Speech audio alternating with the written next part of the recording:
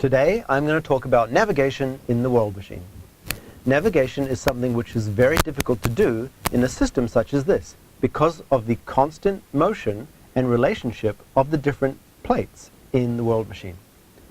So, in a globe system we would have cardinal directions of north, east, south and west. But in the mechanism, in the world machine, we can't do that.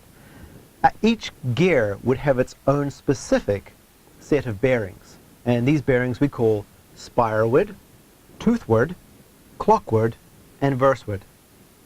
So spireward is towards the direct center point of the gear. Toothward is towards the gear teeth at the edge of the plate.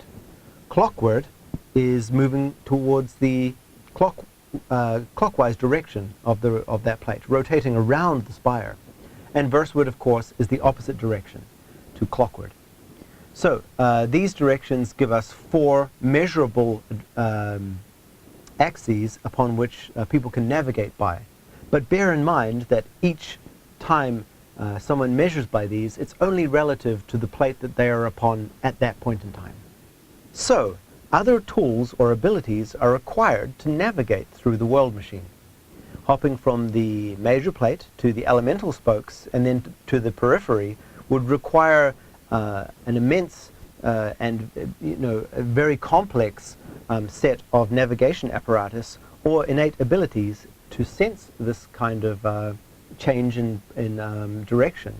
So navigation is extremely difficult and requires a professional team of navigators to do such an expedition. Some creatures have types of abilities and senses that can enhance their ability to navigate throughout the world machine. For example, dwarves, toilers, and some other races have what we refer to as magnetisence. Magnetisence is something which allows them to feel what a magnetic field is like.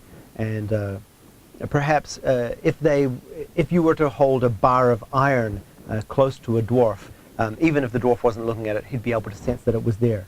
If you were to walk in a suit of armor in front of a toiler, they'd know you were coming before they could actually make eye contact, get a line of sight.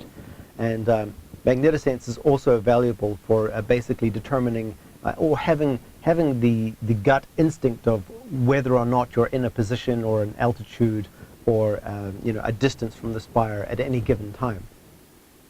Because the ribbon is also moving and bringing night and day around and around with the morning star and evening star, and the fact that the gears and plates of the mechanism are constantly in rotation, it makes it incredibly difficult to rely on things such as the stars for navigation. Because at any point in a cycle of 30 years, those stars will be in a different position. So you really need to know your exact time and place in order to do navigation by celestial means. The obverse is on the top, and the inverse is on the bottom. But today, so major plate